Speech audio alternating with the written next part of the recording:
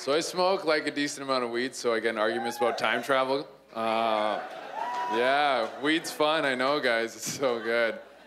But I was legit, I'm arguing with two buddies the other day about time travel. One of my buddies is like, yo, if I had a time machine, I'd go back in time to like pirate time or medieval time. I would have superior technology, so I'd be their king, and I would fuck all the bitches. And I was like, man, first off, the food sucks. The food's really bad. Like, they had wars over salt, dude. Like, people died for spices, man. Like, someone tasted turmeric and they were like, 30 million will die. That's how bad the food was. And if you go back that far, they kill you right away, because as soon as you get there, someone's like, what faith are you? And then you would be like, well, I'm kind of spiritual, like, believe in the universe or whatever. Then it's castration and slavery. That's what happens immediately. My other buddy was like, if I had a time machine, I'd go to the future, because you don't know what happens in the future. I'm like, that's why you stay away from the future. Because you could get to the future, you step out of the time machine and your dick explodes. And then someone hovers by and they're like, should have got vaccinated.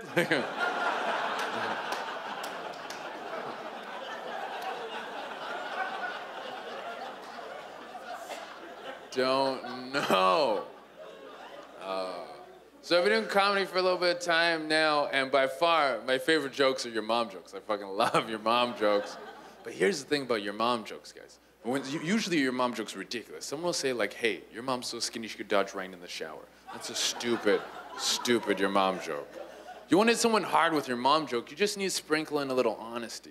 You need to say something like, hey, your mom's so drunk, it's hurting the people around her. Oh.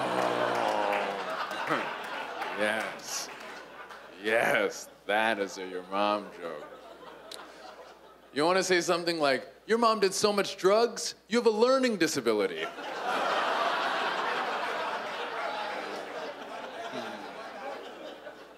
Mom jokes. Okay, one more. Your mom's so old, you're gonna have to make a tough decision soon.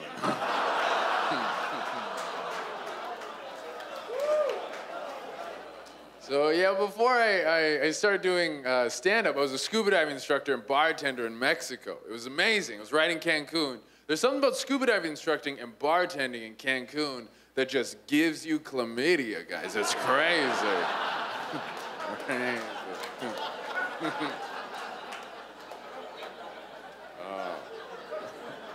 The fucked up part is I was the safe one. I was the one to be like, hey, need to put on a condom. And girls would be like, I'm on vacation, you can just fuck me. And I'd be like, sweetheart, you can't drink the water here. You should not be doing this. Oh. Well, the craziest night I ever had, there's this one night I met this beautiful chick. She was so beautiful. She was tall, blonde, blue eyes. She was from Norway. And she was like, I'm here by myself. I want to take you back to my resort, but my resort's members only, so I'm going to have to sneak you in. I was like, oh, you want to break the law in Mexico? That's gonna be like $40 or something. Sure. So she does. She takes me back to a resort. She takes me into a room. We're hooking up. It was amazing. Eventually it gets late, and I hear someone like walk into the room. And I was like, who is that? You order room service or something? And she says, no, I lied to you.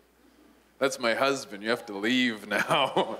I was like, oh my God, you gotta distract this man. So she goes like around the corner, she's talking to him real quick. I'm getting dressed so frantically. I'm so frantic, as I'm putting on my pants, I take off my condom, I don't know where to put it, so I just stick it in my pocket, guys. Just goes right in my pocket. Their conversation ends, he comes into the room, I turn, and just start making the bed.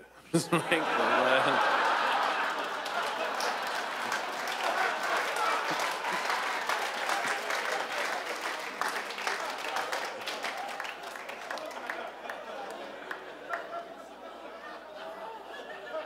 He's like, who the fuck are you?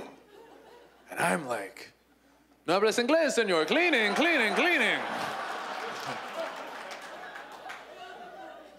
And he starts speaking to me in fluent Spanish, guys.